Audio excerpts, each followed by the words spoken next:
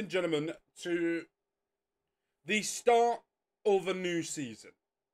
I'm going to try and get back to doing these weekly.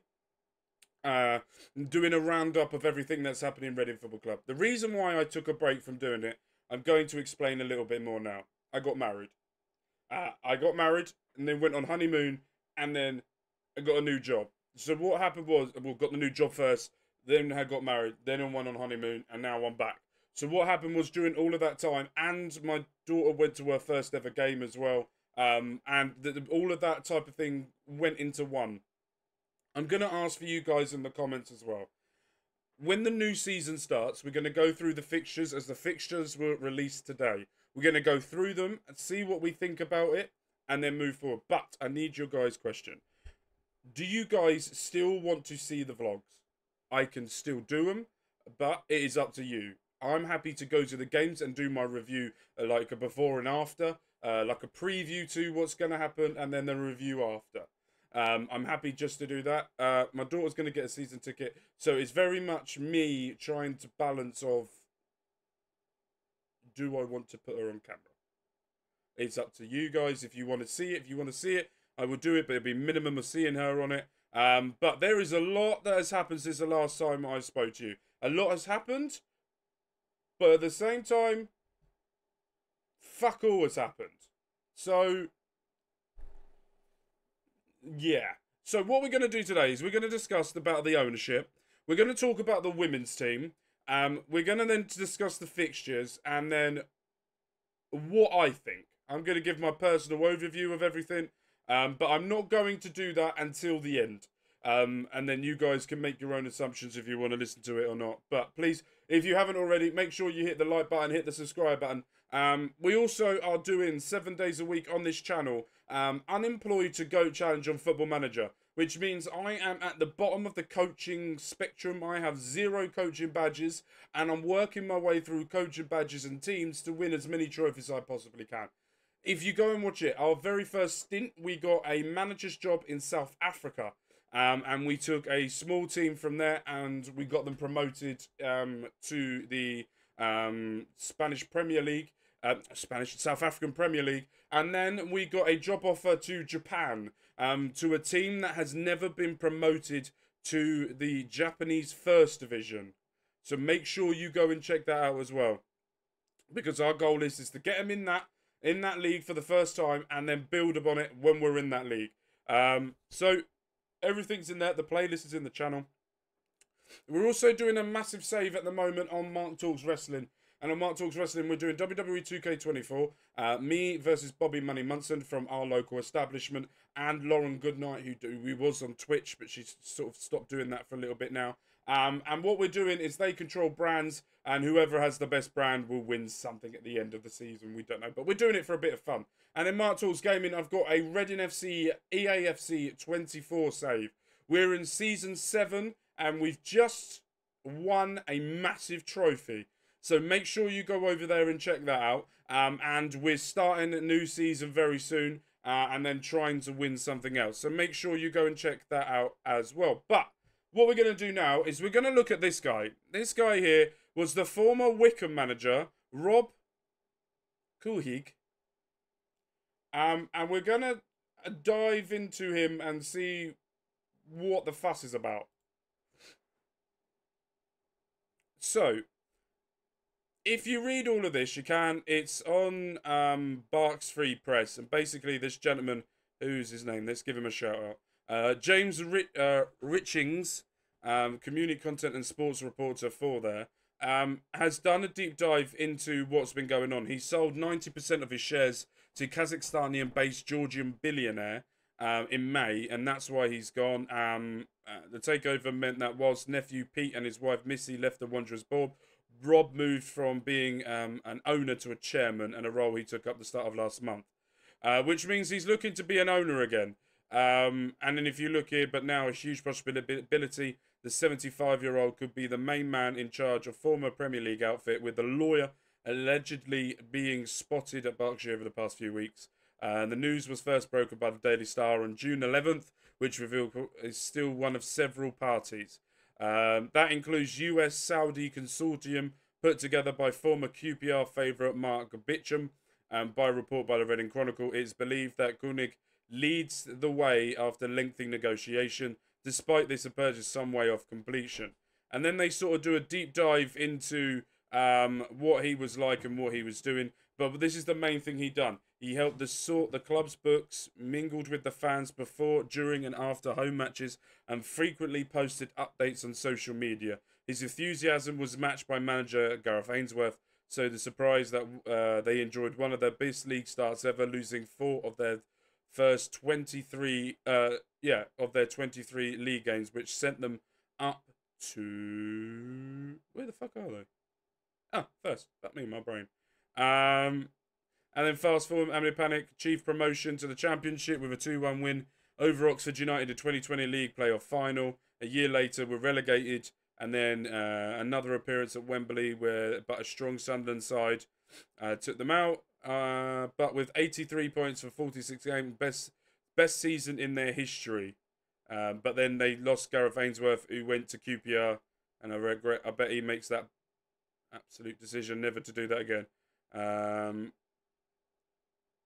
If you look here under what he's done when he took over, 22nd in the Championship, 3rd in League One, 6th in League One, 6th in League One, 9th in League One, 10th.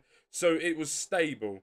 And that's exactly what we're looking at. It may not happen because we're not at Adams Park, as the money was just not there. And whilst Reading are a much bigger club than Wycombe, stability is what the Royals need after 7 disastrous years at Dayong, and this is what he will bring. So that's the positive. If we get that, he's the one who tried to get the training ground and buy it, and then realised he can't actually do that.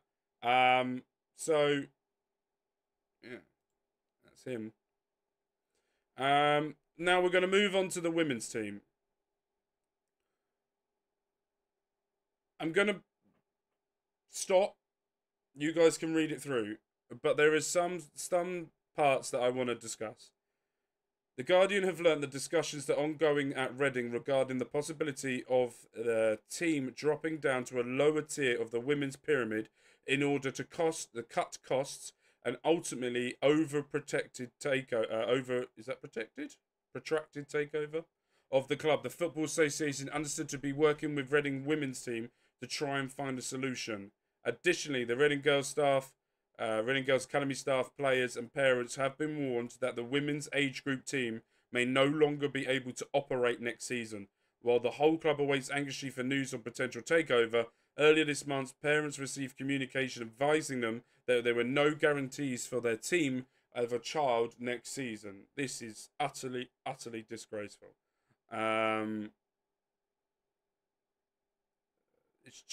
It's becoming absolute warrior. Reading have been a proud women's team in the football where we really have a punching above their weight to finish 4th in the top flight in 2018 and skill back-to-back 5ths in 2019 and 2020. They were also FA Cup semi-finalists in 2019 and helped bring through stars such as England forward Fran Kirby. Yep. And then this becomes a bit worrying here if you look here. Reading were competing in the Women's Super League as recently as May 2023 and reverted to part-time status 12 months ago after their relegation from the WSL on the final day of the 2022-23 season. Reading then finished 10th in the Women's Championship last season, 1 place and 6 points above the relegation zone. Lewis in 11th and Watford in 12th were relegated. Reading's men's team finished 17th, avoiding relegation despite being deducted 6 points for multiple financial breaches. Reading did not wish to comment for a response, but in a statement issued on June the 5th, the club said the owner was aiming to complete the sale at the earliest opportunity. It's becoming more and more worrying, I think, for myself, as I have a daughter, and football is inclusion for everyone. And to see that there's a possibility that it's not, it's a disgrace.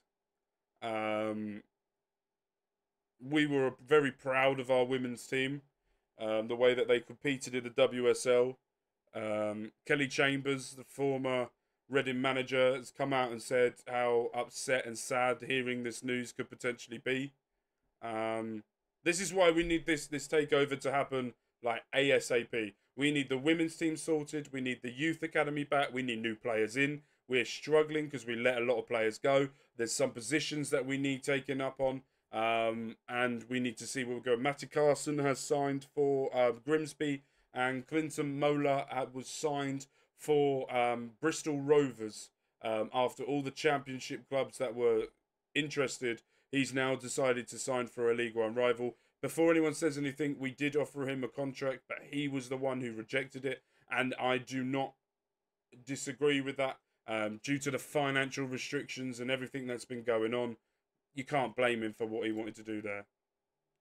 We're going to go to the EFL here, and we're going to talk about the group stage that we're going to be playing in the EFL Trophy. So for the upcoming season, we will be playing Newport County and Cheltenham Town. It has been confirmed. We will also be playing Cheltenham, who relegated out of League One last year, while Newport recently parted company with their boss after finished 18th in the 4th tier last season. So two League Two clubs and us. Split between North and South. But we will also be finding out who the under-21 sides could possibly be that we could be facing. What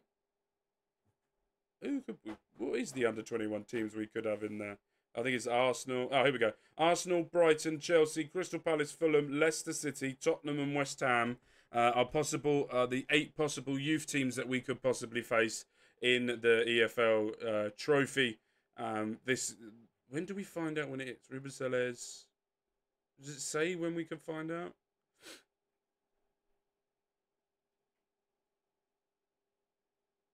Thursday. Tomorrow. Right. So we'll find out. Right, let's go and have a look. The most important thing for some fans here today is the fixtures release. And this is what we have got. I'm going to try and zoom in. I'm looking at the OBS so I can see if you guys will be able to see that. What we can do is as well as that. Here we go. Right, I need to move my face out of the way. Hold on. Should I plonk myself right in the... I'm going to plonk myself right in the fucking middle. No, I'm not. I'm going to put myself in the corner. Here we go. There. Right. So, first game of the season will be live on Sky Sports against Birmingham City away. Our very first home game will be coming a week later against Wigan Athletic. Then we've got Wrexham away on the 24th and Charlton at home to finish off the end of August. 4 games to start off with. 4 fucking hard games. That is going to be very, very difficult. Wrexham are going to come in and be like a blazing fire to start off with because of the way that they've been doing business and the way they do it. Wigan won't have any points deduction, so they'll probably, unless something happens. Birmingham are going to be wanting to bounce back as quickly as possible after what that happened last year. So they will be wanting to put on a show in probably a sold-out St Andrews, which is going to be very difficult for us. We got Stockport away, then Leyton Orient, Bolton Wanderers and Huddersfield. That could be an okay month. I would say Stockport, Leyton Orient, we could be all right against. Bolton will obviously be difficult as they've just signed Luke Southwood, who was from us but now has left Cheltenham to go there. Huddersfield Town, we just want to beat them. Then in October, we've got Burton Albion, Rotherham, Barnsley, Crawley, Exeter, Bristol Rovers. I would say the toughest games out of that will be Rotherham and Barnsley. Bristol Rovers, probably mid-table team. I'm going to say Rotherham and Barnsley will be difficult. November, Stevenage, Shrewsbury, Peterborough. I would say we should be winning 2 of the 3 out of those games. December, we've got Cambridge at home, Wickham away, Blackpool at home, Lincoln away, and then Boxing Day, we are at home. And 3 days later, we're at home again on the 29th. We're at home against Northampton on Boxing Day and at home against Mansfield on the 29th. And then scroll back up. In January, the 1st of January, New Year's Day, we have Cambridge away, then Charlton away. And then we have 11th of January, Wrexham, Stockport, Leyton Orient, Burton Albion. February, we have got Bolton, Huddersfield. And if you're doing Valentine's a day later, why not take them to Reading to watch Rotherham versus Reading? And then the 22nd, we've got Birmingham. March, we've got Wigan, Exeter, Crawley, Stevenage, Shrewsbury, and then Peterborough. And in April, the final month before we end things, it will be Blackpool, Wycombe, Northampton, Lincoln, Mansfield, Bristol Rovers, and our final game of the season is at home again, and we are facing Barnsley at home to end the season. So if I look at this, and I'm looking at the team we've got right now, and let's say we make no signings, it's going to be a fucking long season if we don't. But if I look at the team, first month is going to be difficult. I reckon we may be able to snag something from Wrexham, and Charlton could do something. September looks a little bit more promising. I think Leyton Orient and Stockport will be able to do something. Bolton away will be really hard. Huddersfield, who knows what type of team they're going to turn up. October looks quite fun for us. I think we'll do well against Burton. Rotherham, who knows what they're going to be. Barnsley could be difficult. We should beat Crawley, should beat Exeter, and Bristol Rovers, maybe. We'll see how they do with their signings. November should be fine. I reckon we'll win 2 out of the 3 of them. Cambridge, you never know. Wycombe, have to destroy them. Blackpool, if we play them at home, we always do all right. It's away we don't. Lincoln, and then Northampton and Mansfield, we should be winning that. January, Cambridge, this will be a toughish month. A lot of games to be played. Cambridge and Charlton could be difficult. Back-to-back away games, 3 days away from each other. And then we got Wrexham and Stockport at home. I reckon we should be winning both of them. Leyton Orient and Burton Albion. Yeah, I think we should be doing well. And this is going to be a very tough month. This February is going to be the fuck-off month, I call it. Where we got Bolton Wanderers, Huddersfield, Rotherham, Birmingham. If we get 5 points, that's a win. Charlton, and then in March we're going to got Wigan, Exeter, Crawley. Wigan could be tough. Exeter we should be winning. Crawley I think we should win. Stevenage we should win. Shrewsbury we should win. And Peterborough will be a tough game. And then to finish off the season we've got Blackpool, Wycombe. Blackpool we'll probably lose that. And it's going to be bloody cold as well because it'll be April. It's April, it should be a bit warmer, but Blackpool is always fucking cold. Wycombe at home, should be winning that. Northampton should win. Lincoln, you never know with them. Mansfield, we should be winning. Bristol Rovers, interesting. And Barnsley at home, should be interesting. So the first game of the season, Saturday the 10th of August, is a 5:30 kickoff, where we will be on Sky Sports. And here we go. So the opening game will be live on Sky Sports. First home game, Boxing Day, we're at home. New Year's Day, we're away. And final. And we've got a new Sky Sports deal which will show over 1,000 live games. The format will mean certain Royals fixture will be moved to... Oh, great. I'm clicking on this because I want to know what this means. I don't know. Last week, the EFL announced that unanimously approved a record domestic deal with Sky Sports over a 5-year period, with over 1,000 matches broadcasted each season, a record number of games for any club agreement. The statement can be found. I don't care about the statement. What does this mean? Every league weekend, 5 matches across League 1 and League 2 selectively will be selected for live broadcast. These matches will not take place on 3 PM on a Saturday. In addition, all the matches in the following will be broadcasted. So midweek, opening and final day games. Final day games is always 12:30. Bank holidays including Easter, Boxing Day and New Year's Day, and international breaks. So Royals TV Match Pass will no longer be available for purchase to supporters who are based in the UK. However, domestic Royals fans will be able to pass the fucking audio crap. The video will continue to support, and then you got the season ticket prices as well. If you haven't already decided if you're going to do it, we're going to finish off here by looking at the season ticket prices. Here we go. So if you guys want to sit in the Eamon Dolan stand, that is the price for you if you're looking to do it. I'm going to take my time so you guys can pause it, look at it, screenshot it, do what you want with it. Next one. The Eamon Dolan.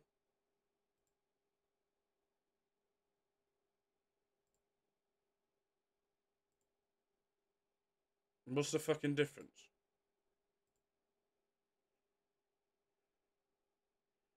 Okay. And then we've got the Club 1871 unreserved seating, 15 and under, sold on a 4-to-1 child to adult ratio. Alright. So that's if you want to sit in Club 1871. Season ticket prices for Lower West and Sir John Madacey stand. Ye stand where I go. So expensive. So expensive. My daughter's fine. I'm not. I'm having heart palpitations here. Upper West, Jesus Mary upon Nazareth. Okay. Alright. Thank God I don't sit there. And the Eamon Dolan family stand here as well, so we're just going to go through them. But those are the season ticket prices for the new season. I've just had heart palpitations by looking at that. But it's all good. Right, I'm going to finish off now with closing statement of what I think. What I think is that the staff at the club are doing wonders just to get on with their job. They have been paid throughout the summer, which is a great news for them, and everything's going well, but we need the ownership done now. We've also had Mark Bowen, who has been charged with 94 counts of betting. None of it has gone on with his team, so Reading has a bet on a Reading game. Probably the Bulgarian 3rd division. Nigel Howell has been banned from football once the completion of sale has been done. For 6 months, he cannot do anything inside of football due to the contract tampering that happened between Michael Elise's agent and his, which then clarified that Michael Elise does have a release clause, and we get a sell-on percentage from that. He is going to Bayern Munich for 50 to 60 million, which means we're guaranteed 5 to 6, maybe 7 million pounds worth of that once the transaction has been done.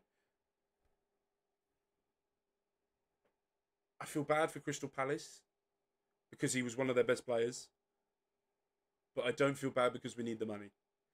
So that is happening. Apart from that, the women's team needs to be sorted. You cannot be doing that. That's a disgrace to Reading. That's a disgrace to a football club, and that's a disgrace to our history as a football club, where we've been inclusion for everybody and everyone around, and now we can't even do that. It's an absolute disgrace. That needs to be dealt with as soon as possible. And not only that, the fixtures. I think, I'm going to make my prediction now before we sign any players. We are looking top half to playoff position. I normally say we're going to win the league. Wait till the end of the transfer window. If we've got a new owner by then and we've brought in players, I will say we will win the league. Alright? Bookmark this. Screenshot it. Do what you want. Yeah, I'm saying mid-table to top half if we get no points deduction. And if we bring in players, I say playoffs. If we don't, if we bring in free agents, well, we can only bring free agents now till 2025 or 26. I can't remember which one it is. And we can do something, then I'm saying top half. Oh, I'm going to let myself down, aren't I? Right, that is going to be the end of this episode. Thank you guys ever so much for watching. We are back. We will be coming back to doing this weekly. If nothing really happens, then I won't do it. But if there's stuff that happens that isn't really to do in a video, but make sure you go down to my TikTok, where I normally do about a minute overview of certain things, and then give my thoughts on that. If you want to hear it, go over there, give me a follow on there. We're trying to get to 1,000 followers so I can go live on TikTok, so make sure you hit that. But if you can, go and share this around. Make sure everyone knows. But with that, with love, with care, my name's been Mark. Guys, it's been amazing. Peace.